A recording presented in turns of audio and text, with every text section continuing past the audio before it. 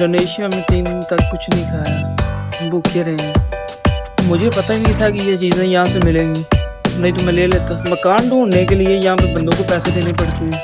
एक बंदे से मैंने नंबर मांगा, उसने आगे से 2 लाख रुपया मांग लिया। सारी चीज़ें यहाँ पे तकरीबन ऑनलाइन मिल जाती हैं, कोई मुश्किल नाम है वहाँ से मिल जाती है। अस्सलाम वालेकुम, welcome back to another vlog. आज के इस व्लॉग में आपने शुरू में देखा कि मैंने बताया कि जब हम इंडोनेशिया आए हैं तो यहाँ पे कुछ भी नहीं खाया और एक बंदे से नंबर मांगा, उसने आगे से 2 लाख रुपया मांग लिया। और उसी के साथ आपको ये भी शेयर करेंगे कि यहाँ पे ऑनलाइन चीज़ें कैसे मिलती हैं, खाना पीना कहाँ से मिलता है। तो चलिए बिना किसी देर की यहाँ से वीडियो को स्टार्ट कर लेते हैं। ये बात है आज से कोई तकरीबन 6 से 7 माह पहले की। तो इस स्टोरी को समझने के लिए आपको जाना पड़ेगा 23 नवंबर 2024, यानी कि आपको यहाँ से कोई तकरीबन 7-8 या कह लो 10 माह पीछे जाना पड़ेगा। ये जो मेरी स्टोरी है इसको समझने के लिए। तो हुआ ये कि 2024 का जो नवंबर का महीना था उसमें यहाँ पे हम इंडोनेशिया आए। सोच के तो ये आए थे कि हर चीज़ यहाँ पे मिलेगी, लेकिन हुआ उसके बरक्स। अब हुआ क्या हमारे साथ, हम जब आए हैं सोकारनो हत्ता इंटरनेशनल एयरपोर्ट जो कि जकार्ता में है, वहाँ पे हमने लैंड किया। जैसे ही हमने लैंड किया वहाँ से इमिग्रेशन वगैरह क्लियर करवाई, अपने वीज़े वगैरह दिखाए हैं, बाहर निकल गए। हमें ये पता ही नहीं था कि यहाँ से मोबाइल भी रजिस्टर करवाना पड़ता है। ये बातें हमें किसी ने नहीं बताई, ना ही हमें पता था, क्योंकि हम फर्स्ट टाइम आए थे। या तो पहले आए होते तो हमें समझ होती। अच्छा, हमने मोबाइल रजिस्टर नहीं करवाया, बाहर निकल गए। उसके बाद जब कोई बस पकड़ के घंटा के दूर आए हैं तो पता चला जी यहाँ पे तो मोबाइल भी रजिस्टर करवाना पड़ता है। फिर उस टाइम वापस गए, उन्होंने अंदर जाने नहीं दिया हमें, क्योंकि एयरपोर्ट का भी एक तरीकाकार है। तो अब मसला ये था कि ये जो मोबाइल यहाँ पे रजिस्टर होते हैं ना, ये होते भी एयरपोर्ट से ही हैं, उसके अलावा कहीं से नहीं होना है, ये बात ज़हन में रखना। तो हमने क्या किया, हम लोग वापस इधर को आ गए। अब जब यहाँ पे आए तो होटल में रहना पड़ा। पहले कुछ 4 से 5 दिन हम होटल में रहे। हमने मकान ढूंढना था लेकिन मिल नहीं था रहा। तो उसमें फिर हुआ ये कि जब हम यहाँ पे होटल में रहे 5 दिन के लिए, तो उनमें से जो 3 दिन थे ना, हमने कुछ भी नहीं खाया। जैसे कि आपने वीडियो में शुरू होते ही आपने सुना कि हमने यहाँ पे कुछ खाया ही नहीं है, क्योंकि क्या खाते, इनकी जो चीज़ें हैं वो हम जैसे ही खाएं हमें उल्टी आ जाए, क्योंकि हम तो आदी हैं रोटी खाने के, तो हमसे वो हज़म नहीं थी हो रही चीज़ें। तो हुआ ये कि हमने जो पहले 3 दिन था ना, उसमें तो हमने कुछ भी नहीं खाया, कुछ भी नहीं खाया। कॉफ़ी शॉफ़ी पीते रहे, पानी पीते रहे, उसी से गुजारा किया। कोई 1-2 लेज़ पड़ी हुई थी बैग में जो पाकिस्तान से लेके आए हुए थे, वही खा के उनके ऊपर ही गुजारा किया, थोड़ी थोड़ी खा के। अब ये आपको बताने का मकसद क्या है कि यार जब यहाँ पे आओगे दिल छोटा ना करना। यहाँ पे थोड़ी सी मुश्किल आएगी, कोई थोड़ा सा एडजस्ट होने में टाइम लगेगा। आपको चीज़ें ढूंढनी पड़ेगी, मार्केट ढूंढनी पड़ेंगी, जहाँ से सब्जियाँ मिलती हैं, जहाँ से फल मिलते हैं, वो आपको चीज़ें ढूंढनी पड़ेंगी। फिर ऐसा नहीं है कि यहाँ पे हर जगह भी एक ही रेट मिलेगा। आपको कहीं से चीज़ें सस्ती मिल जाएंगी, कहीं से चीज़ें महंगी मिलेंगी। एक जगह से आपको प्याज 10,000 के मिलेंगे, एक जगह से आपको 20,000 के मिलेंगे, एक जगह से वही प्याज आपको 50,000 में भी मिलेंगे। इधर के 50,000 रुपये की बात कर रहा हूँ। तो यार चीज़ों को थोड़ा सा ना समझना पड़ेगा आपको भी। अच्छा, उसके बाद हमने आहिस्ता आहिस्ता जैसे तैसे करके एक अच्छा सा एरिया देखा, क्योंकि 5 दिन हम होटल में रहे हैं। तो हम जारी बात है वहाँ पे इसलिए रहे कि जब तक कहीं मकान नहीं मिलता, यहाँ पे हम बैठ के ना कुछ ढूंढते रहे, इधर उधर किसी से पूछते बताते रहे। अब हुआ ये कि एक बंदे का ना किसी ने बताया हमें कि यार ये ना फलां बंदा है, ये इसके पास जाओ, ये आपको ना कोई तरीकाकार बताएगा कि किस तरह मकान ढूंढना है। अच्छा जी, हम उस एरिया में चले गए, जकार्ता में ही था वो। हम उधर चले गए, उसने हमें जुवांडा भेज दिया, हम जुवांडा चले गए। अब जुवांडा भी जकार्ता के अंदर ही है, जिन लोगों को नहीं पता वो उसी के अंदर ही है। तो अब हम ना उधर गए हैं जुवांडा में। अब जुवांडा में गए हैं तो वहाँ पे ना एक बंदे का जिसने हमें बताया था ना कि इसके पास जाओ वो आपको मकान लेके देगा, क्योंकि वो उधर का लोकल था। तो जिस बंदे के पास हम गए हैं वो बंदा तो हमें वहाँ पे नहीं मिला। एक और बंदा था जिसने हमारी बात सुन ली कि हमें ना मकान चाहिए, वो कहता जी आओ मैं ले देता हूँ, मैं ले देता हूँ। अब ये आपको बताने का मकसद ये है कि यार यहाँ पे ज़रा ना थोड़ा सा ध्यान बरतना, कोई गलती ना करना, ये बड़ी ज़रूरी बात है, ये सुनने वाली है। अच्छा जी, वो बंदा ना हमें कहता कि हम ना आपको चले आए, मैं आपको ना मकान यहाँ पे ना किराए में ले देता हूँ, किराया भी कम होगा, आपको सहूलतें भी मिलेंगी, कोई टेंशन कोई मसलन के मसले वाली बात नहीं है। अच्छा जी, अब हम तो ठहरे पाकिस्तानी, हमने कहा दिल में कहा यार बड़ा अच्छा बंदा है जो बिना मतलब के हमें यहाँ पे मकान ढूंढ के दे रहा है, तो इससे अच्छी बात क्या है। खैर वो हमें कहता कि यार यहाँ से ना ग्रैब बुक करनी पड़ेगी, आप ग्रैब बुक करें, मैं आपके साथ चलता हूँ, आपको अच्छी जगह पे मकान लेके देता हूँ। हमने कहा जी ठीक है यार, कोई मसला नहीं है, थोड़ा सा खर्चा कर लेते हैं, ये बंदा भी तो हमारे लिए कर रहा है ना, तो चलो जिस तरह कहता है कर लेते हैं। अच्छा जी, वो हमें ना वहाँ से लेके आया तांगरांग में, जकार्ता से तांगरांग में हमें ले आया, तांगरांग चिसाक, ठीक है जी, ये इनका शहर है मेन तांगरांग। हमें ये वहाँ पे ले आया कैब बुक करवा के। अब यहाँ पे आके इसने ना एक सोसाइटी थी जिसका नाम था अब मेरे ना ज़हन में नाम यार निकल गया है, चलो जब कहीं याद आया तो नेक्स्ट कभी वीडियो में बता दूंगा। वहाँ पे ले आया, बड़ी अच्छी सोसाइटी थी, हमने देखा, घर पसंद किया, हमें पसंद आ गया।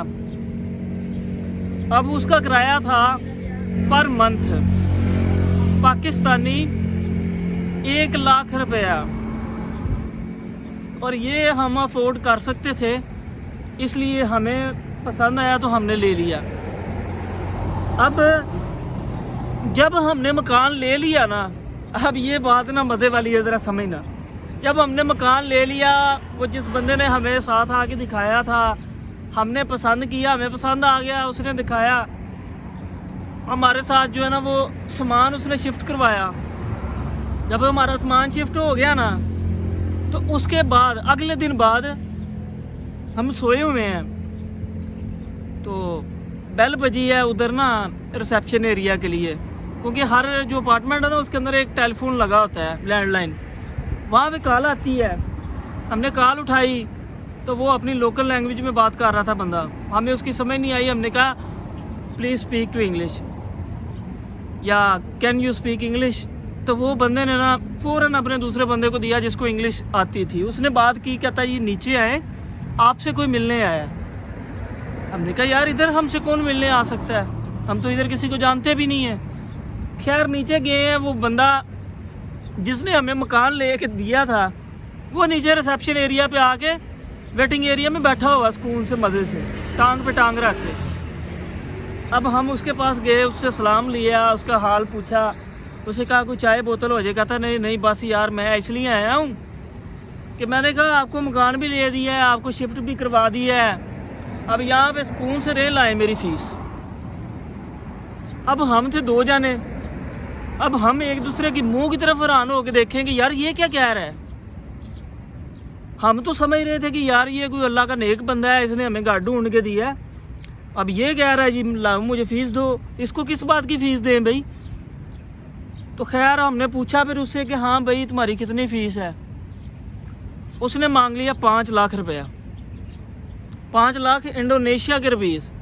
जो हम किराए पर रह रहे थे ना वो था 1 लाख पाकिस्तानी, मैंने रुपीज़ में बताया, लेकिन ये जो 5 लाख है ये उसने अपनी इंडोनेशिया की करेंसी में मांगा है हमसे, और ये जो 5 लाख है पाकिस्तानी करेंसी में बनता है 8,500 रुपया, 8,500 रुपया।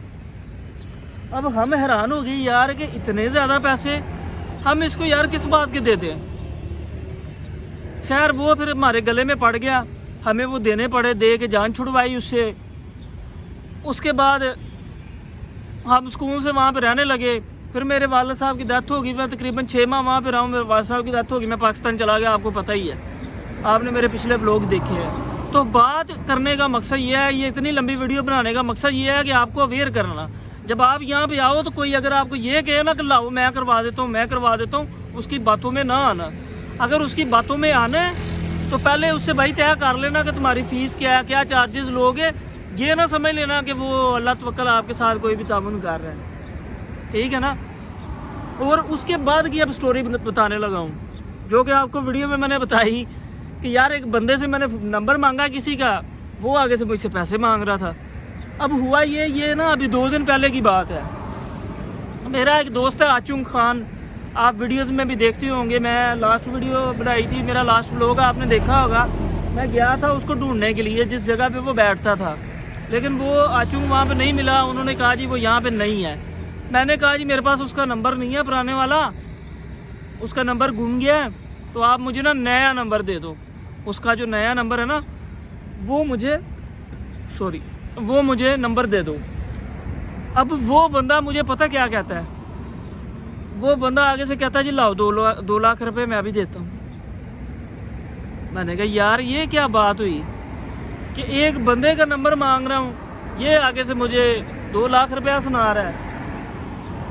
अब यही काम इधर ना अमूमन यही वाले काम होते हैं। मैं आपको अवेयर कर रहा हूँ कि यहाँ पे किसी बंदे पे भरोसा ना करना, खासकर अपने बंदे पे, अपने मुल्क के बंदे पे, क्योंकि वो हमेशा आपको नीचे गिराने की सोचेगा। वो कभी नहीं चाहेगा कि आप ऊपर जाओ, आप तरक्की करो, ठीक है। तो ये जो बातें मैंने बताई है ना, इनके ऊपर अमल कर लेना, क्योंकि आप अगर इंडोनेशिया आने के ख्वाहिशमंद हो तो ये वाली प्रॉब्लम आ सकती है। अच्छा, फिर मैं आपको ना सब्ज़ी के बारे में बता देता हूँ। यहाँ पे ना लोकल मार्केट आपको ढूंढनी पड़ेगी। लाइक जैसे पाकिस्तान में, इंडिया में, बांग्लादेश में रोड्स के ऊपर जो है ना वो रेहड़ियाँ लगी होती हैं। रेहड़ियों के ऊपर से आपको सब्जियाँ मिलती हैं जिस तरह पाकिस्तान में मिलती हैं। जो वीडियो पाकिस्तान से देखेंगे उनको पता चल जाएगा मैं किस चीज़ की बात कर रहा हूँ, जो बाज़ारों में लगी होती हैं। तो वो वाली आपने कोशिश करनी है, अपने इर्द गिर्द ढूंढें, वहाँ से चीज़ें लें, आपको वहाँ पे सस्ती पड़ेंगी, बजाय इसके कि आप दुकानों से लो, वो आपको बहुत महंगी पड़ेंगी। और अब लास्ट में आपको मैं वो एप्लीकेशन बताने लगा हूँ, जब आप इंडोनेशिया आ जाओ तो ये आपके लिए बहुत ज़रूरी हो जाएगी, हेल्पफुल हो जाएगी। उस एप्लीकेशन का नाम है shopee.indo, ठीक है। शोपी करके उसका नाम है। अगर मैं कोशिश करूँगा कि आपको ना नीचे डिस्क्रिप्शन में उसका लिंक दे दूँ शोपी का। उस शोपी के ऊपर अकाउंट बनाना बहुत आसान है। यहाँ से आके पहले सिम लो। सिम लेने के लिए जिसको नहीं समझ आ रही होगी वो मुझसे कांटेक्ट कर ले, मैं आपको उसके बारे में भी एक डिटेल वीडियो बना दूंगा। और आप किस सिटी से वीडियो को देख रहे हैं वो भी नीचे मेंशन कर देना, तो मैं आपकी सिटी के हिसाब से आपको बता दूंगा। बाकी ये मेरा सिम के हवाले से ये वीडियो नहीं है, सिम लेने के हवाले से मैं एक नेक्स्ट वीडियो बनाऊंगा जिसमें आपको पूरी गाइडलाइन मिलेगी। सो मेरे साथ कनेक्टेड रहिए, मेरे चैनल को सब्सक्राइब कर लें, बेल आइकन ऑल पे प्रेस कर लें ताकि सबसे पहले मेरी वीडियो आपको मिले। तो चलिए मिलते हैं नेक्स्ट किसी वीडियो में। आई होप कि आपको मैंने बहुत चीज़ें समझाई होंगी इंडोनेशिया के हवाले से और आपके लिए हेल्पफुल साबित हुई होंगी। सो गुड बाय, अपना बहुत ज़्यादा ख्याल रखिएगा। अल्लाह हाफिज़।